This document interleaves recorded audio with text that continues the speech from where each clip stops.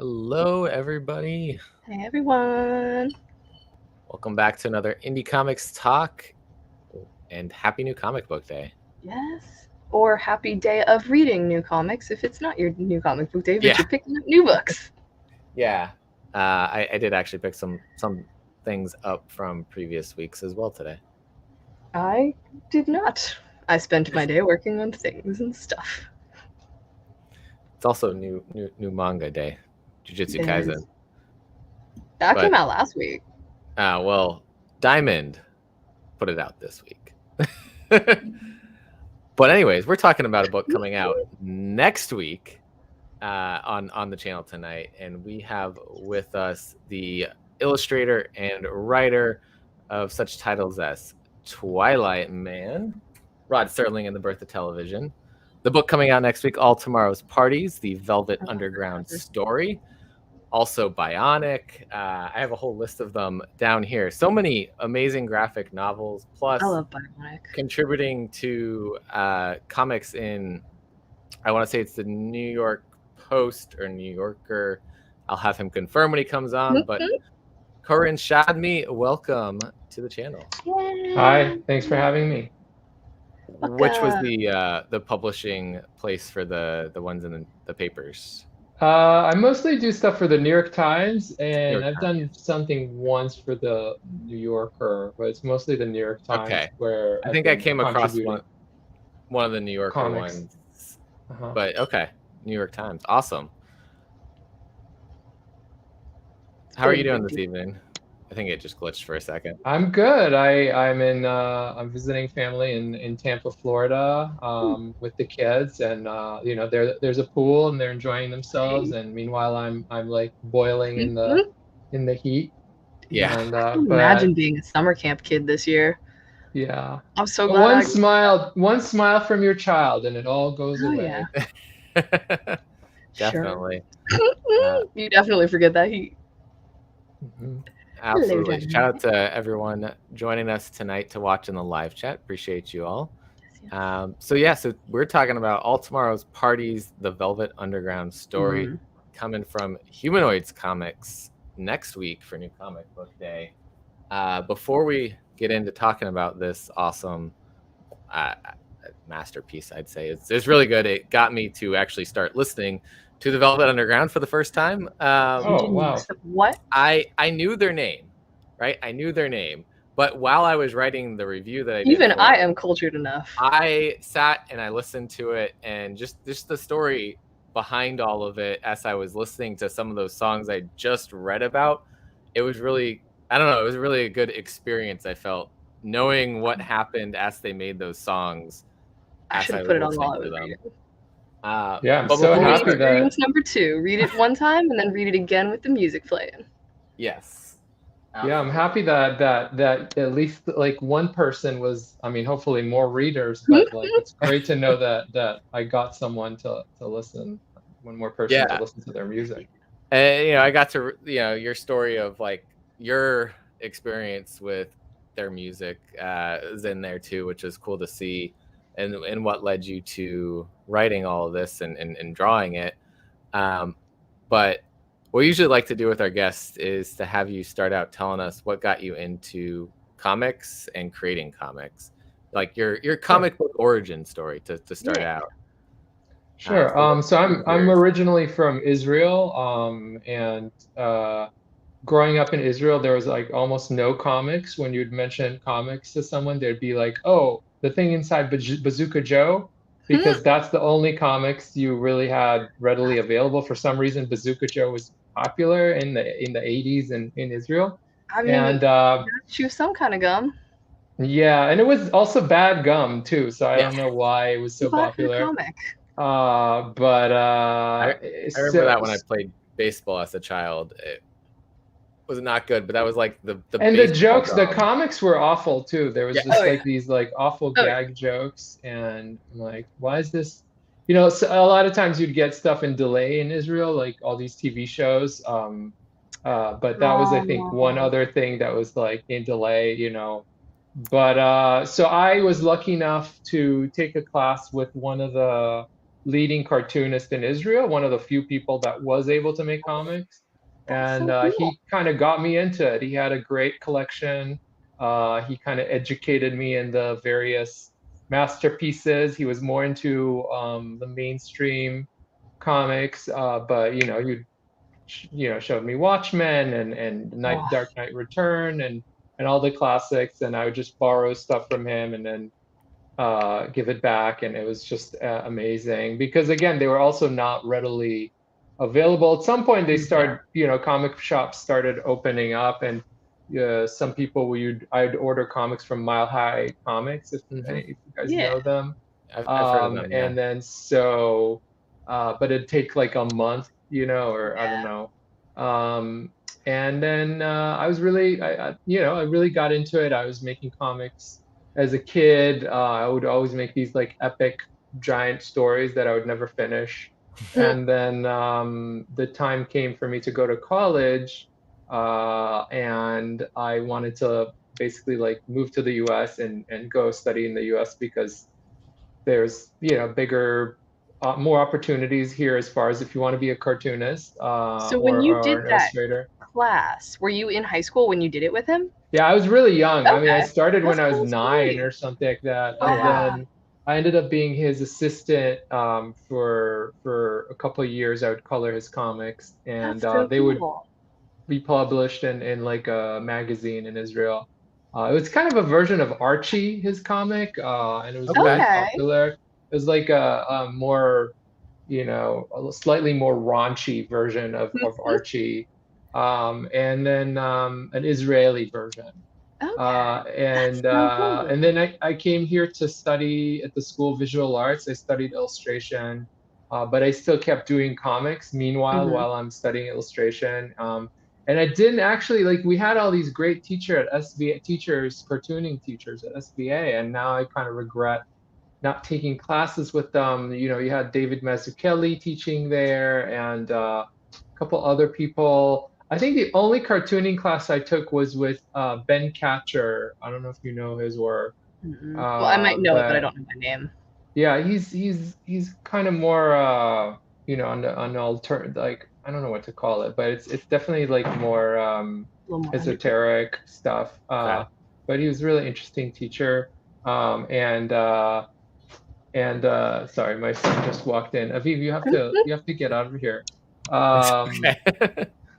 that happens. I feel like that's like that video of the with the kid barges in. Um, Yeah, the Zoom meeting Oh, one. the interview, yeah. I'm gonna usher him out. Just one That's second. okay. There's a No worries. failure. There's a failure of the security system. I Sorry. love it. Mary, he barged in on me. Can you just get him? Uh, Sorry. There we Not the go. first, not the last. No, yeah. nor- normally, Um, normally it's like stray, not stray, but Yeah, usually stray it's pets animals, or something. pets just yeah, yeah, finding their way in and like Family jumping members on having laps questions. and yeah, yeah, yeah. right there. Yep. We get cats, dogs, kids, all good. Yeah, so a little bit of reality. Exactly. But yeah, where was I? So I went to SVA, and then after that, I did mostly editorial illustrations for magazines, newspapers, and over the years, I kept doing comics on the side. Hmm. You know, and then I had my first book published in 2009 in the US, and that was like real, you know, like very exciting. Very big deal. Um, yeah, and then since then, you know, I think I do more and more comics these days, and I'm happy with it because it's like, you know, that's what I feel like I'm passionate most about. I mean, you do them So well. Yeah. thank you. So yeah, you know, it's been, you know, it's been more of that, and then like luckily with Humanoids, they just give me free reign, you know, Hmm. and they just like, what do you want your next subject to be? And I send them a couple of options, and they say, you pick. So it's a pretty good relationship. I think you can tell too that, I mean, obviously with this is a little different. We get a nice little forward about how much it means to you, but you can always tell when the writer really does actually enjoy what they're doing versus just being all right, this is what I was told to write. So I had to write the story about the Velvet Underground, and right. And I don't actually want it to be anything about the Velvet Underground. You don't want it to be homework. You don't want it to be homework. And then I also noticed that when I see, drawing, and then you could tell that someone is just like having a real hard time just like doing it, and like and it always like disheartening. I think 90% of the population would not even notice, but I notice that someone is just doesn't have their heart in it, and I'm just like, that sucks. Yeah, I mean, it definitely comes across, especially when artists or writers are just like overworked to the point of like, I have to put something out, and they start phoning it in. It comes across. Versus like you're just putting your passion and your soul into the book, and that comes across as well. Yeah, I have a funny story about what you just said. When I was a teenager, actually, I did some comics in Israel, and we did this. The guy I was mentioning to was my teacher. His name's Uri Fink, and he had published maybe what is the first Israeli comic ever in like the early 70s or something like that. And we were working on like kind of a reboot of that character. And we had Michael Netzer as like guest artist in the book. And Michael Netzer is like this very famous DC artist that did Batman in like the 70s, and kind of a little bit of a strange guy. And then the deadline was coming up, and he wasn't delivering the art. And finally, like, he sends this book, like he's really like tight, like very like detailed artwork, and everything looked beautiful. And then the last page was just like this, just like chicken scratch, like really like, and he was just like on the phone, like hasn't slept in like 24 hours, really like trying to get it. And I was like, okay, well, we got 19 good pages. So, but yeah, you got to be careful of those deadlines, I guess. Yeah. One thing I was gonna say, when we're talking about just the books that you tend to do, a lot of them, at least recently, it seems like with Humanoids, have been stories about real life and real people that you take I think a really good lens and look at their lives. It doesn't feel like history class. Right. Yeah. That's not what I want. Yeah. You're enjoying it. Like, I was never that kid that was like, oh, let me just pick up the historical context book. And I'm like, I want more of this. Yeah. This, history, it's like, again, it like has a bad rep maybe sometimes, but again, like if you pick the right subject, it's really fascinating. And I feel like almost many subjects could be something that you're like, I don't really care about this, and then you start diving deeper, and you're like, wow, this is interesting. You start going to the rabbit hole. And then I think as a cartoonist that's building that book, you just have to pick and choose, because there's just so much, like, like this Velvet Underground book, I had to read these like 500 book biographies of Lou Reed, and you have to really do a lot of cutting on the, a lot of whittling things down to the essence, or to the best moments. Was there anything while you're doing the research that you felt like was just such a surprising thing that was not well known about the band? I mean, I think the thing that was interesting was there was no book that was just about the band's history. There's this one book called Uptight that is kind of about the band, but it's more like random stories. And I was like, okay, there's books about the individual members, but there's no book about like this band's story. And in fact, while I started working on it, I was already like writing the script, and I found out that there's going to be a documentary and the documentary came out maybe like a year before the So book well came done. out. And I think the documentary did an excellent job with just like threading it all together and telling us the story of the band, and just kind of sticking to the important moments. But it's very different, a documentary, than you know, just like a graphic novels are like different mediums. So, you know, at first when I heard about it, it's like, oh, you know, you beat me to it, but at the same time, it's like different. It's like, you Well, I'm know. sure you guys highlighted. I haven't seen it, so I don't know for sure. I'm sure you guys highlighted different moments and what you felt were key factors and things like that. Yeah. There's some moments definitely that are in the book that are not in the documentary. And there was maybe one moment that I was like, this is such a good quote that I took from the documentary and put it in the book. So the documentary actually, like, Heck since it was yeah. out before the book was out, it actually was one of the sources. So it's listed as one of the sources. That's so cool. Is there anything you wish you could have put in it that you were like, I don't have the space, it's too inappropriate? Lord only knows.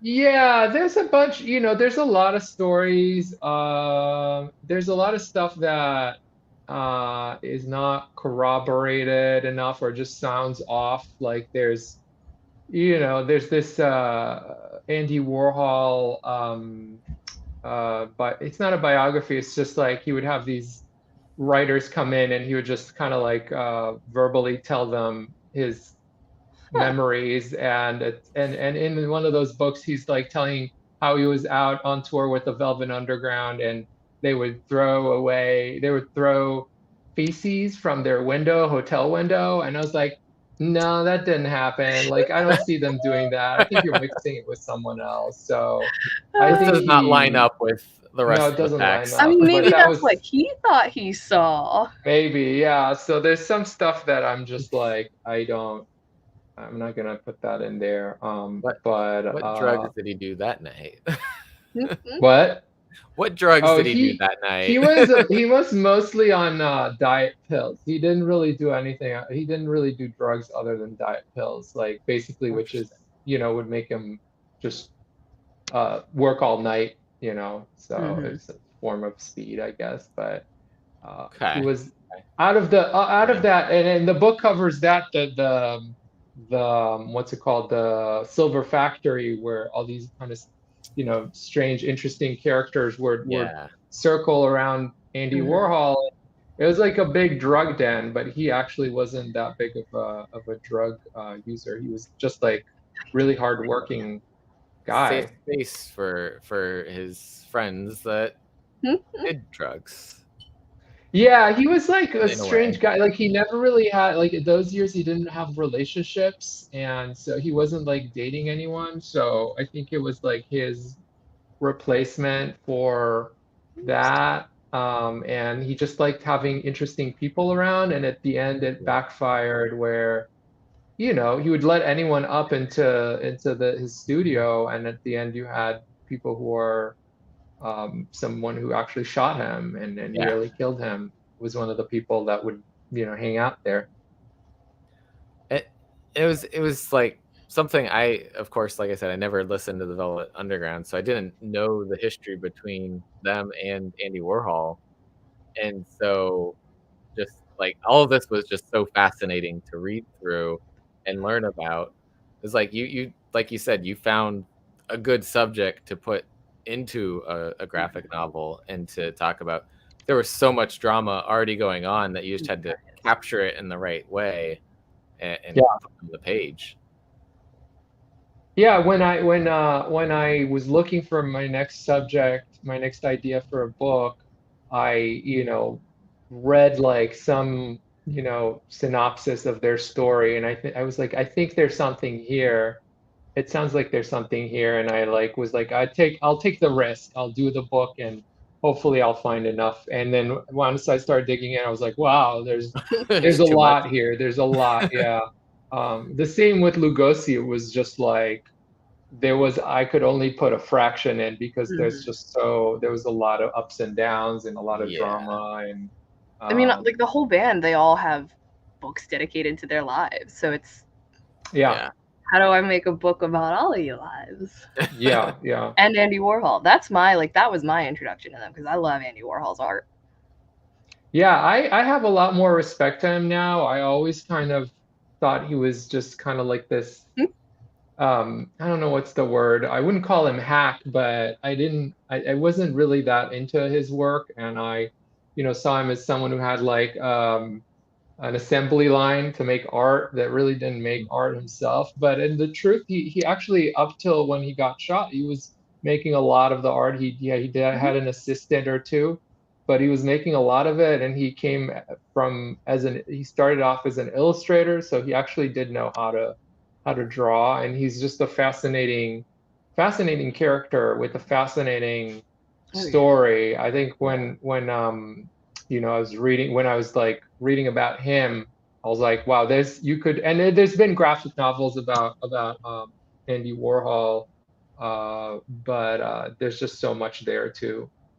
Yeah, he could probably have his own series of stories about him. You want to do next. Yeah, there was a Netflix show that was called the Andy Warhol Diaries, but it was kind of disappointing. It was like not that interesting. But if you are looking to find out more about him, there's a American Masters documentary that's, I think, like about 2 hours, and it is very excellent, and it has the kind of the nuts and bolts of his life story, and it's really good. Awesome. I found out that he was stalking Truman Capote. He was like a Truman Capote stalker.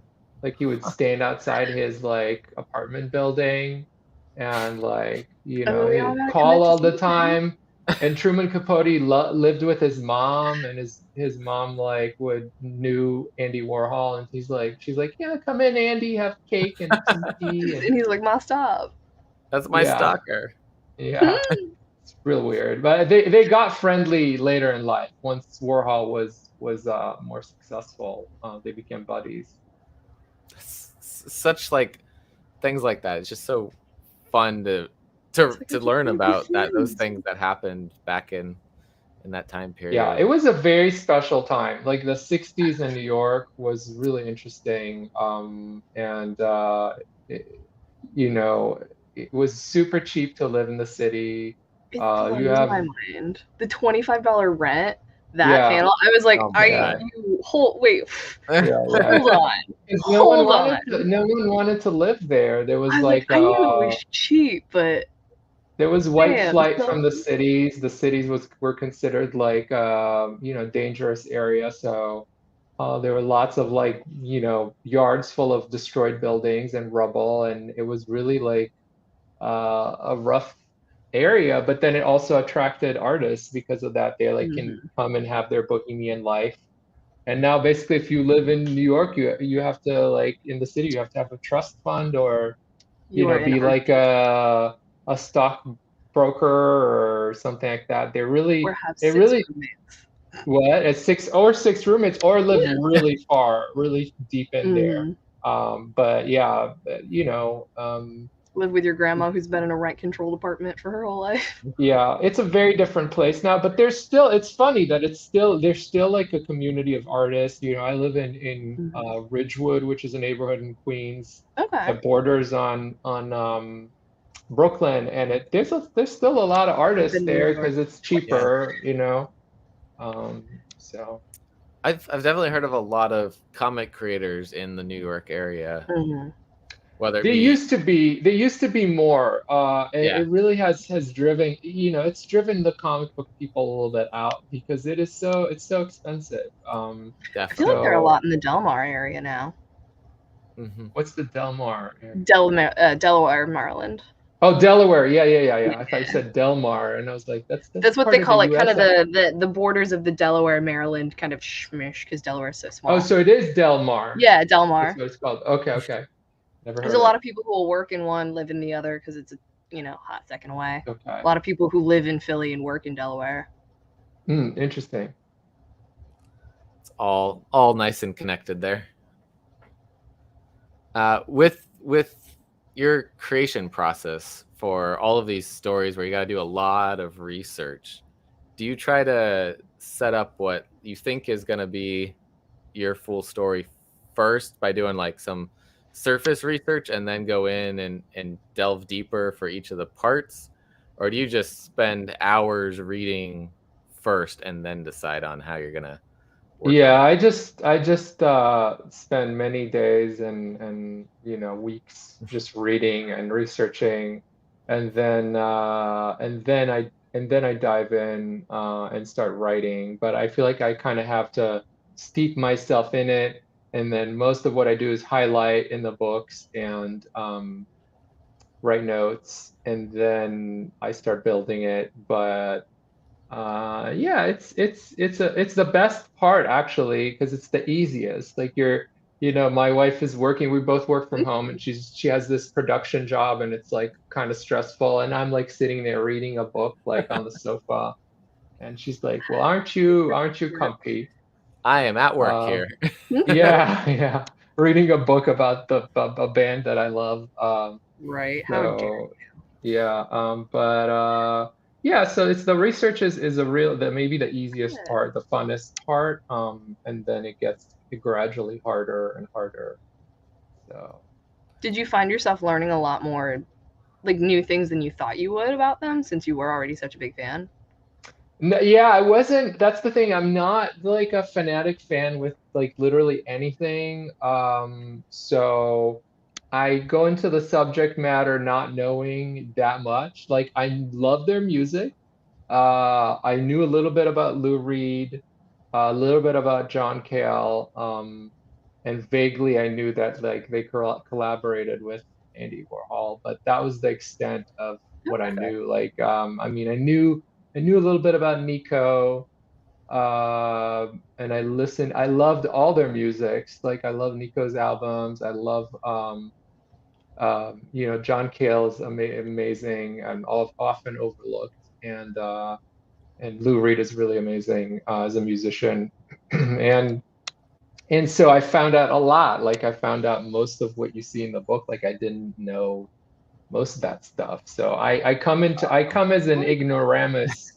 That's how it's You're pronounced. And educating then us the same way you educated yourself in a way. exactly. And then I'm an expert for about a year, and then I forget everything. So It just leaks And out then as you something new comes add it out. more leaks info out. in. Yeah, yeah, yeah.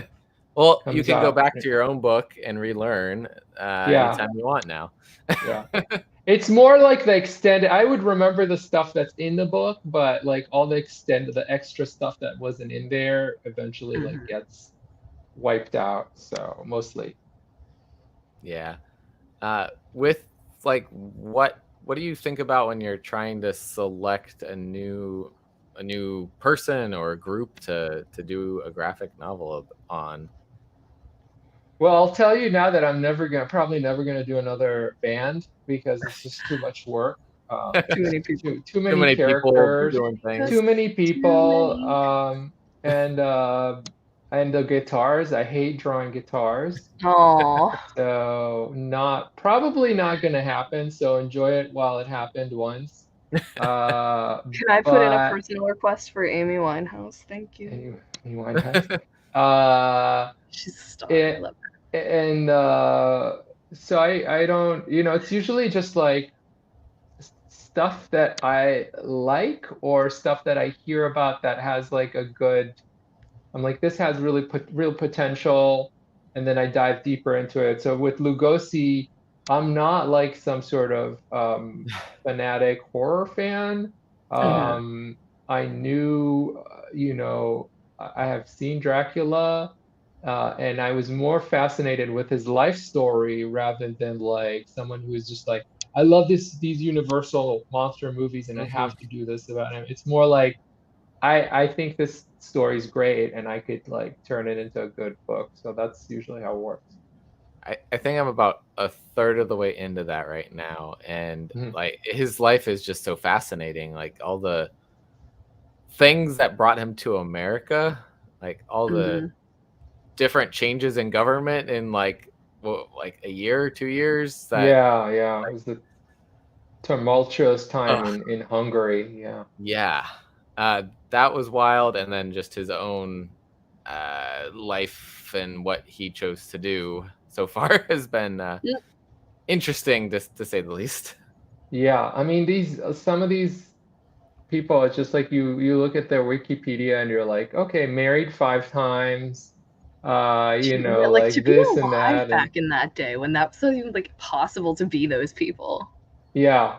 I mean, the married many times, which Lugosi I think was married 4 or 5 times, is also because like back then, there was no dating so much. It's like, okay, Yeah, if you want to be with a person, you get married. married. Yeah.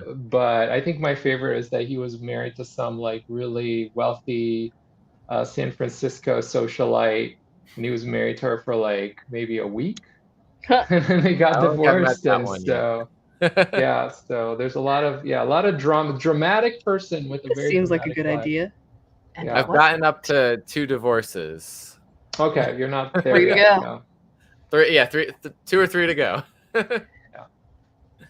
Yeah. But yeah, it's just fascinating to read these people's lives, and it's like you don't even have to come up with drama to insert into their lives to make it more interesting. It's just, this is what happened. It And is more interesting than you can come up with. Basically, yeah. I mean, I'm working now in a fiction. I'm trying to write a fiction script, and also as I'm working on other things, and I'm like, it's so much harder to come up with everything from your own I don't know what's supposed to happen. imagination.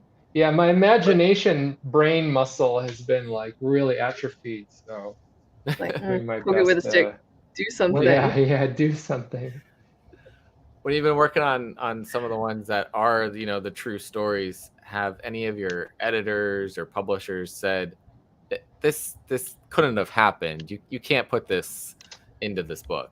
Yeah, I mean, we with this one, we had at the end to kind of corroborate some. I had to show sources because, there's some extreme stuff that these people did, and I had to show that like there's a credible source. And once they see that, they're like, okay, it's mostly like, from a lawyer standpoint, they just want to go over it and see like, okay, this actually happened. Because the risk with these books is what do you call it? I'm blanking out, but Libel? yeah, no Or, libel. It's called something else. But basically, to say a lie about you lie about someone, Okay. which I didn't. I'm not doing that. yeah. So I should be Are okay. there, so we see a lot of conversations between like the band members and other people. Is there any of it that's actually like quotes that you pulled, stuff that you saw that you were like, I do want to A use these few, yeah, a words? few. With the Rod Serling book, there's like definitely a few pages where he was just so he's such a good writer, and he wrote some stuff that you could actually just pull. So maybe like there was a little bit, but most of it is just like, okay, if they were in this situation, what would they say? And then Something I'm like just trying this. to kind of to kind of figure out the type of dialogue that they would have. Like in the Velvet Underground book, there's a scene where John Cale meets Lou Reed after years that they haven't spoken to each other, and then he asks him, "Why I don't hear for you? What happened?" And Lou Reed is like, "My answering machine broke," and I'm just like, I had some smarmy answer, but then I was like, it would be better if he said something like that, and then like knowing his kind of attitude, it feels like it fits. So I'm just kind of assuming from the stories I read, like this is something he would Okay. probably say. So I try to Yeah. get in that voice. Because I always wonder when things like that, like when you're reading things that are based in reality or set in reality with real people, I'm like, how much of this is like actual factual words, and how much of this is like we understand the people behind the words? Yeah, it's mostly the people behind the words. But some stuff, like there is some stuff that is direct quotes that have been quoted in several places. Like, for instance, there's a scene where, you know, Nico comes into rehearsal, and they kind of Lou Reed gives her like the cold shoulder, and she just kind of turns around. She's like, I cannot make love to Jews anymore, and she just like leaves, and that's something she actually said, so there's definitely several people who said like, yeah, she said that, so I put that in there. Wild. I like that though. That's fun. Yeah, like kind of keeping that a little bit of element mixing. Mm-hmm. Yeah, and the fact that some of that stuff's recorded and accessible after all these years. Yeah, and it's the fascinating stuff that you can pull and insert and then help you get into their head and in the way that they would talk and say things. Mm-hmm. But yeah, Twilight Man, the way that you wrote that and the ending, I loved, because it felt like then we were in a new like episode of the Twilight Zone about his life. Mm-hmm. So that was fascinating to read under that lens of how he was telling the story of his life. But that's I think comes back to what I was saying, is just the way that you're able to craft the stories is unique and much better than picking up a history book and just flipping through and saying, oh yeah, this happened in his life, here's the facts about it. You get to craft and create. We kind of get to live with him. The fantasy. Yeah, it's more accessible for sure, and less intimidating than like a big, thick biography. But sometimes if you like the subject enough, it could be a good complementary. Yep. And yeah, you can go check out all of the books that you used to create the material, which is very much appreciated. I love that. I think the people that really do enjoy the subject matter are going to go out there and look at where you got this information from and learn more about the people. Yeah. For sure. Versus you just like put it out and you're like, yep, I did the research. I mean, it's kind of like any subject, if you the deeper you go, the more you'll learn, and there's definitely things that you can get out of a graphic novel that you can't get out of a book, and vice versa. Absolutely. So well, it feels too like a good way to do like, hey, you enjoyed this. This is where this came from. You might enjoy anything on this page. Right, for sure. To answer a question in the chat, it is a graphic novel. It's a nice sized one. I'm still not completely done with it yet. 60 or 80 something. 185, I think. Yeah. So a very nice long read. Also, I love the cover. Humanoids touch on there. The cover art in the yellow just pops so nicely. Yeah, that was originally I think I had it in a different color, and then someone at Humanoids was like, why don't we make it the same color as the Banana album? And I was like, oh, I've never had a yellow cover, but let's try it. And I think very Warhol. I think it's nice. There was like a kind of a polka dot motif in a lot of their shows, which was I think like mostly a Warhol thing. And so I was like, why don't I put that on the cover? Because there's a lot of videos and photos of them. Yeah, there's a lot of videos of them. Yeah, hopefully you're trying. There's so many comics out right now, so you do whatever you can to. I mean, people say don't judge a book by its cover, but that's how most the cover is super important. Like, super important. Cover. I don't know, man. Don't that's judge what made me think of.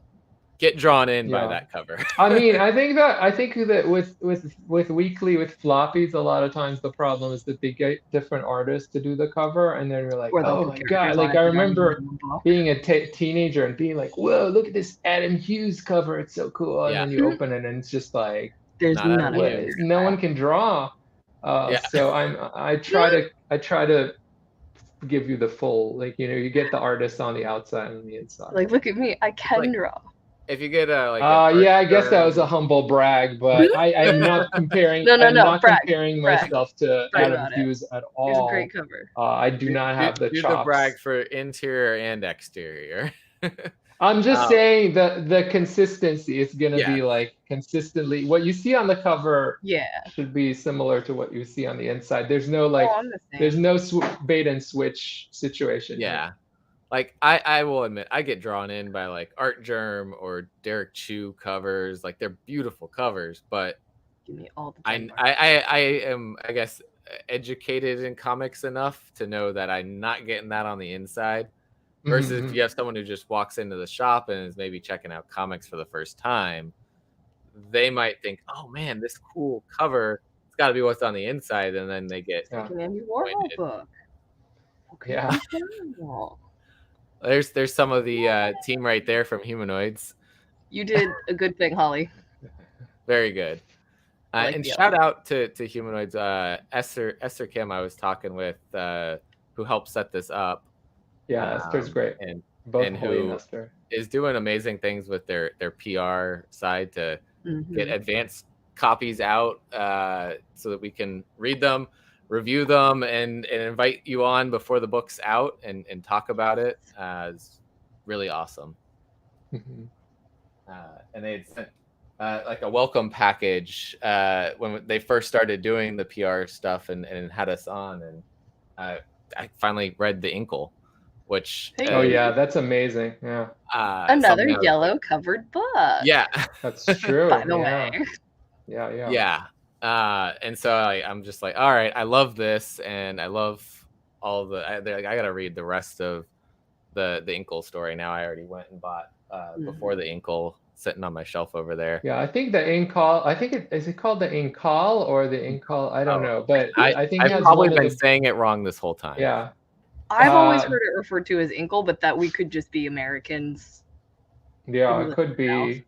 But it has one of the best beginnings for a book where the guy just like throws himself down this futuristic building, and he's just like basically committing suicide, and he's like, let me tell you my story. Yeah. As I'm falling down, and it's just like, wow, that's quite a start. That's quite a start. I mean, they say your life flashes before your eyes. Yeah. They did send a digital of well, I probably shouldn't put that on there. But they sent a digital of this one. I started reading it, and I'm loving the new Kill Wolfhead stuff going on. Even Holly says they don't know. It's like caramel and caramel. Both are correct. Right. Interchange them if you wish in one sentence. Yes. We probably have. We made y'all a real word. It's in the dictionary. Yeah. But yeah, I think I'd written in my review, it really, like, the art on the cover reminded me like of the era immediately. Just looking at it, it's eye-catching, brings you into the world that we're about to enter by reading the book. Yeah, it was a great time, I think. I mean, I think we romanticize it a little bit. Oh, absolutely. But yeah, there's a lot of darkness. I mean, like you can say, oh, like the swinging 60s, but if you look at Warhol's factory, a lot of these people were like drug addicts, and a lot of the, if you look at Edie Sedgwick, who's in the book, who also has kind of a fascinating story, she died like 4 or 5 years after this story happens because drug addictions, and Nico was struggling with drug addictions for the rest of her life, and it felt very Rent. Not in a bad way, like in a very good way. I love Rent. It's one of my favorite musicals, but I just got that kind of touch of like, oh, it's got the like the starving artist. It really hits it like spot on. Yeah, I mean, they really did live, but yeah, they really were the starving artist. And back then, the thing is that I'm saying again is that you could be a starving artist back then in New York, because it was possible. Yes, but yeah, it's just I try not to dive too much into the dark side, but it is they are like there's like a lot of dark elements to it, and definitely like the Warhol gang was there's something a little glitzy but also kind of sad a little bit about it. But I also think that's necessary. Like, we don't want to look back at that and be like, it was incredible. Like, right. It's not Yeah. Austin Power, in Austin Powers, the beginning some where of it they're was in incredible, London, yes. and then everybody's just like dancing in the street on like Yeah. VW vans, and you're like, that's not how it was. So Yeah. Well, and I think you struck that tone really well in it. It wasn't all glitz and glam. There was a lot of that going on with them, but they've had a lot of struggles. Just yeah, the thing get with where they did. the band is it's interesting is that they never really made it while they're only grown in notoriety after, and there's this famous quote by, I think, Brian Eno, says like only like maybe 10,000 people bought the album when it first came out, but every one of them ended up starting a band. So it's like, Yeah. they weren't like Yeah. in any way like a best-selling band. But they But to the created people that they bestsellers. mattered to, like, Super influential. Yeah. It turns out, again, during the research, I found out that they're considered the godfathers of punk. They're like I love like that. the kind of proto-punk, and they are. I mean, when you think about the attitude and the music and the subject matter, and it's all already there, and this like 12 Yeah. years before, the Sex Pistols, and Mhm. you see Iggy Pop in one of their shows, and he kind of like the Yeah. germ of punk starts there. So I love that you were able to insert some of those people who had first been introduced to them at some of these crazy Mhm. shows that Warhol would like help host, and just the It's names. wild to think all the big names that knew each other. yeah, there's a lot of connections. There's a lot of, once you start reading it and you're like, oh, this guy was, also in this and this, and Yeah. once John Cale, for instance, when he became a producer, he produced Iggy Pop, and he produced all these really important seminal like new wave punk bands, and I was like, oh, that totally makes sense. Yeah. It's So wild. It's wild what happened in their story. So everyone should find out all that they can about the Velvet Underground by checking this out. I think I saw it releases comic shops on the 23rd, but potentially bookstores on the 22nd. Oh. yeah, I I could read be the wrong. 22nd, but I It's don't know. probably just publisher release dates who they get it from. Yeah. Like Diamond is the comic shop distributor, so I think they have it on Wednesday like normal, and 22nd. Penguin has a lot of manga and stuff that comes out on Tuesday. Yeah. I always end up comics on Wednesday, but bookstores tend to get it a day early, which is awesome. So can I ask what color it was originally? I'm curious. If you even remember. It was like turquoise, I think, or something. That's That was really like a bluish color. okay. That also yeah. feels of the era. But I can I like think the homage yellow to the pop. album cover though. I think that's great. Yeah. I was just more curious.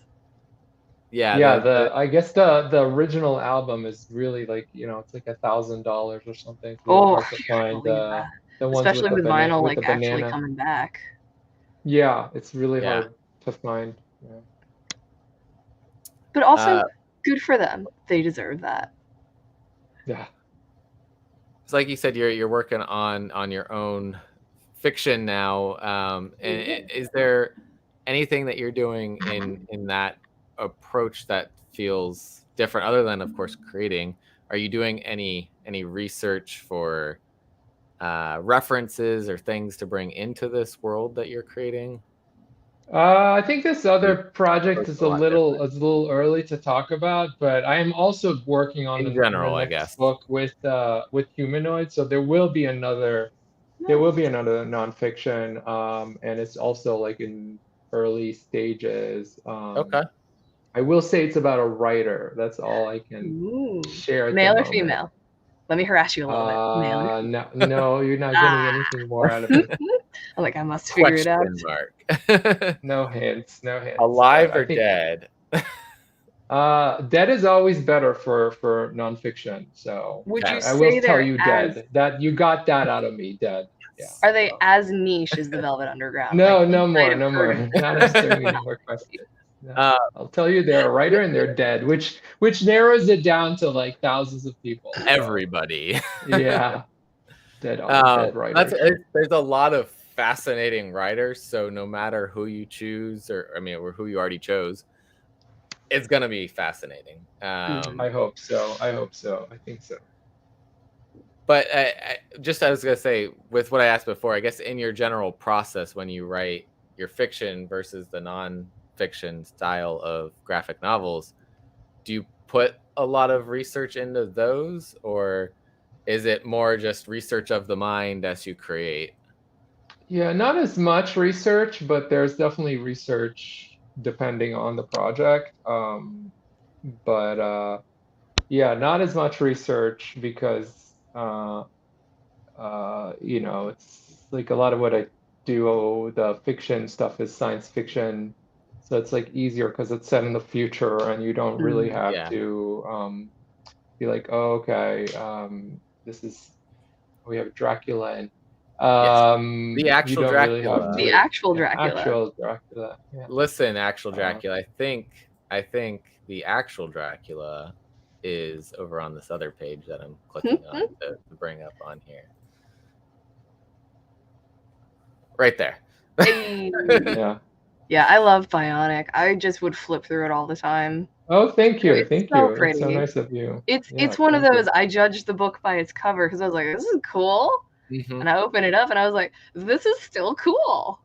Yeah. It's so. I wonder, for stuff like that, do you feel like you draw your inspiration more from like the artistic side or the conceptual side? Like more excitement from making it or more excitement from coming up with it?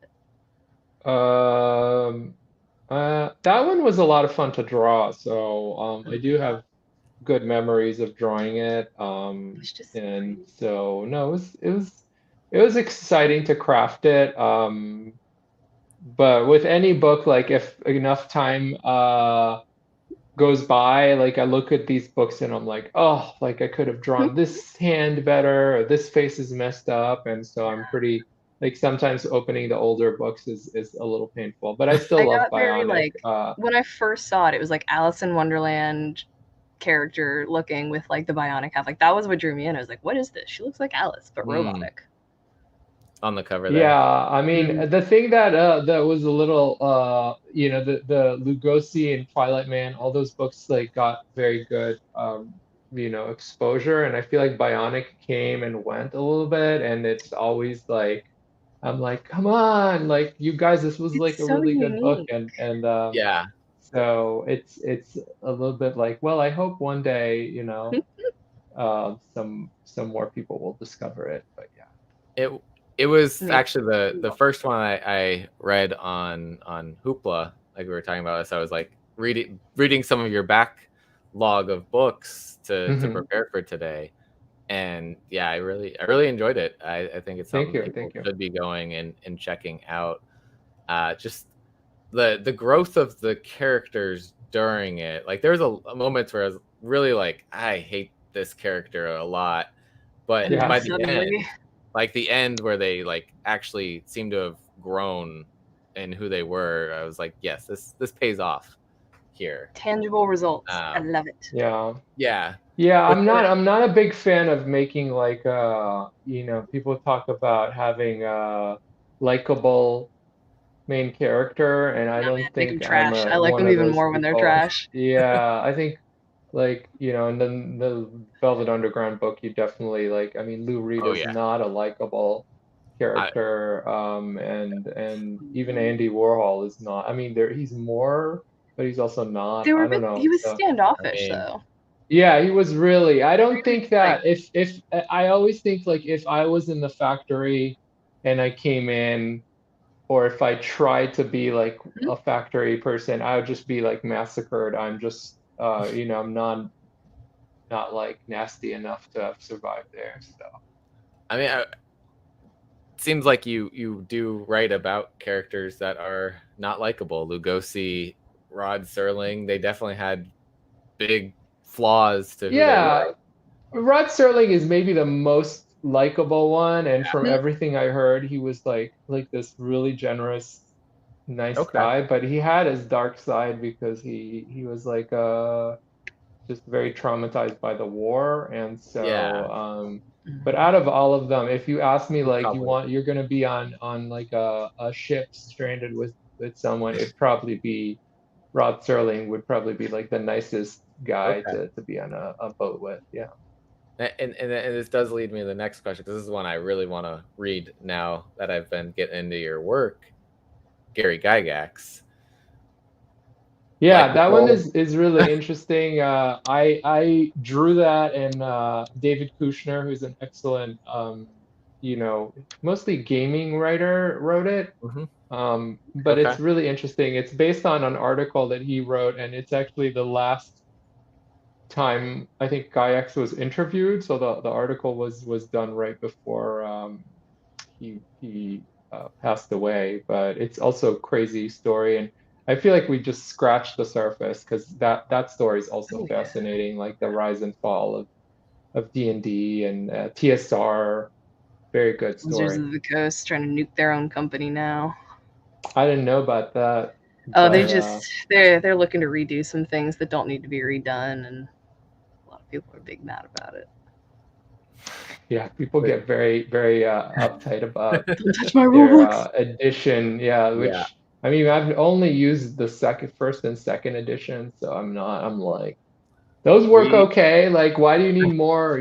Why do you need like a half elf, half dragon with bard? Like, you don't need that, but I guess some people do. So we played our first D&D. Was that 2021 now? Yes. Probably. Whenever it was online, we played like with a group of friends in the comic community. Played on YouTube actually, and we used the current the 5th edition.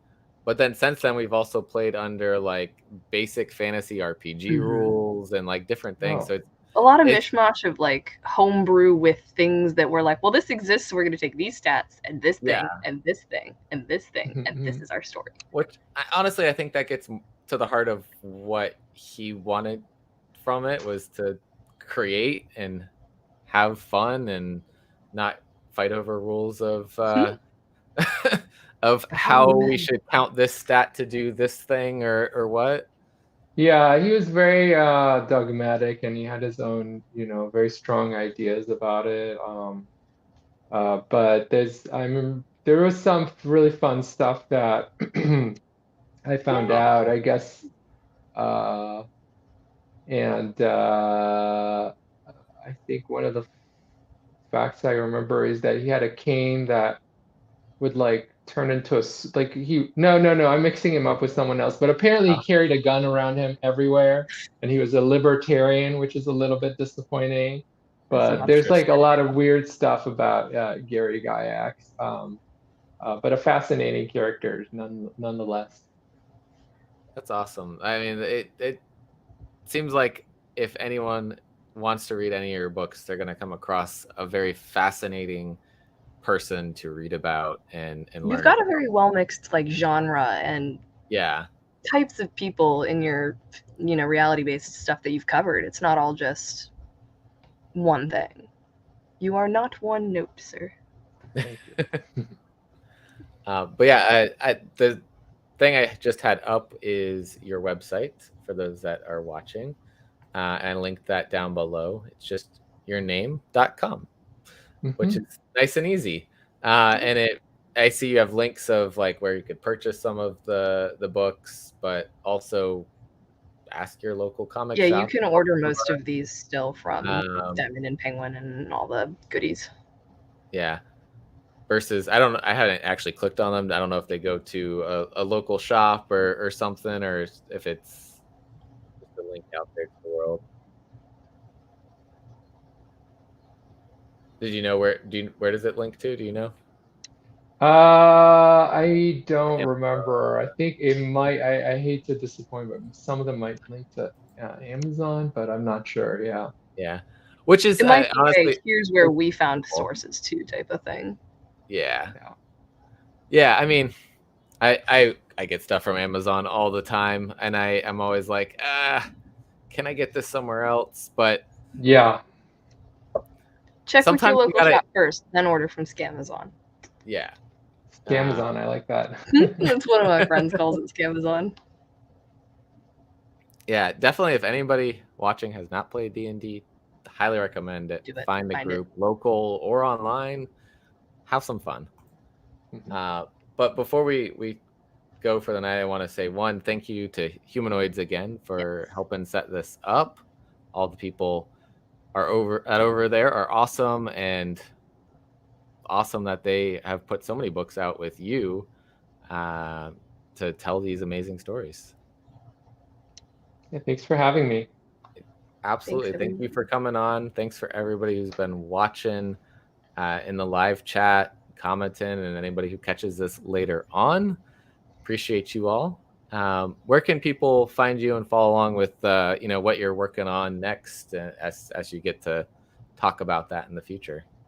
I think most active account is probably my Instagram, and it's just my name, Koren Shadmi, and so you can follow me there. I post about various process stuff and sometimes short comics.